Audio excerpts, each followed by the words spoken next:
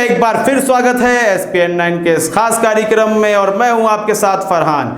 RSS BJP, BJP या RSS, सिर्फ नाम का ही फर्क है। उनके कार्यकर्ताओं में फर्क नहीं जान पाएंगे। कभी वही व्यक्ति आरएसएस के कच्छा पहने हुए, हाफ पैंट पहने हुए दिखेगा तो कभी वो बीजेपी की भी रैलियों में दिखेगा, तो बिल्कुल नहीं जान पाएंगे कौन भाजपाई है और कौन संघी है। लेकिन आपको याद होगा कि अब आरएसएस की भूमिका ऐसी हो चुकी है कि वह भाजपा को आदेश देती है, ना कि बीजेपी आरएसएस को आदेश देती है। एक बार आदेश का उल्लंघन किया था तो उसकी सजा दिल्ली में भुगती भारतीय जनता पार्टी ने।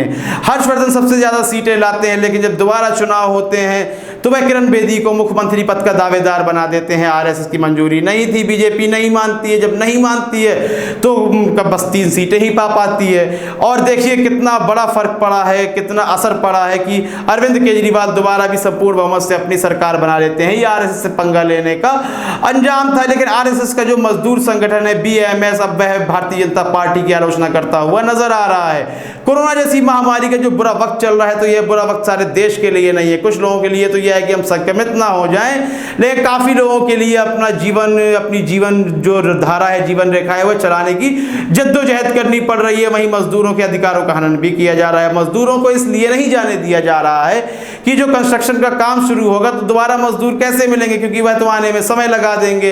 इसलिए जो मजदूर काम करना भी चाहते हैं, पैसे की आवश्यकता है, तो श्रमिक कानूनों को बदल दिया गया है। उनको कम से कम 12 घंटे ड्यूटी करनी पड़ेगी, जिसका ओवर टाइम नहीं मिलेगा। शायद 12 घंटे के बाद ही ओवर टाइम शुरू करेंगे। आराम करने का समय मिलेगा या नहीं मिलेगा, इसके दिशा निर्देश नहीं दिए गए हैं। बैठने का समय दिया जाएगा कि नहीं दिया जाएगा, कोई दिशा निर्देश नहीं है। और पैसों को लेकर यदि बात करें तो हमने बता दिया 12 घंटे ड्यूटी करनी पड़ेगी और मालिक ही तय करेगा वह उसे कितने पैसे देना चाहता है। इसी बात को लेकर बहुत बुरी तरह उत्तेजित हो गया है बीएमएस, यानी कि जो मजदूर संगठन है, भारतीय मजदूर संगठन आरएसएस का ही हिस्सा है, वह नाराज हो गया है। लगातार योगी सरकार की बुराई कर रहा है। आप कहेंगे योगी सरकार की क्यों? क्योंकि यह जो नियम बदला गया है, पहले उत्तर प्रदेश में बदला गया और फिर मध्य प्रदेश में शिवराज सिंह चौहान द्वारा। अब केंद्र सरकार भी इस पर मोहर लगाती हुई नजर आ रही है। हो सकता है पूरे भारत में मजदूरों के अधिकारों के का हनन होने लगेगा। वह हिंदू भी होगा, मुसलमान, सिख और ईसाई सब होंगे, कांग्रेसी भी होंगे, भाजपाई भी होंगे, लालू वाले भी होंगे, अखिलेश वाले भी होंगे।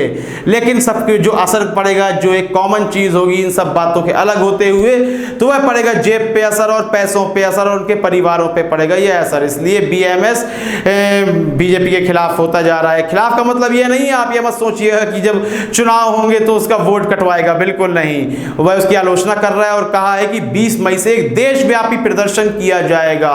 देशव्यापी प्रदर्शन का मतलब मैं आपको बता दूं, जैसे अभी आपने बीते समय पहले शाहीन बाग में देखा, पटना में देखा, पूरे भारत भर में देखा, ऐसे बोलते हैं देशव्यापी प्रदर्शन। तो अब यही प्रदर्शन करने वाला है आरएसएस मजदूरों के लिए, और वह लोग कर रहे थे अपने हक के लिए। तो प्रदर्शन फिर होगा, भारत प्रदर्शनों का देश है, प्रदर्शन होते रहने चाहिए। यदि नहीं होंगे तो सरकार निकम्मी हो जाएंगी और बेलगाम हो जाएंगी। आरएसएस के इस फैसले पर आपकी राय बहुत ही महत्वपूर्ण है। अपनी राय देना बिल्कुल भी ना भूलें। कार्यक्रम को लाइक करें, ज्यादा से शेयर करें और चैनल को सब्सक्राइब अवश्य कर दें। तब तक के लिए इजाजत दीजिए, धन्यवाद।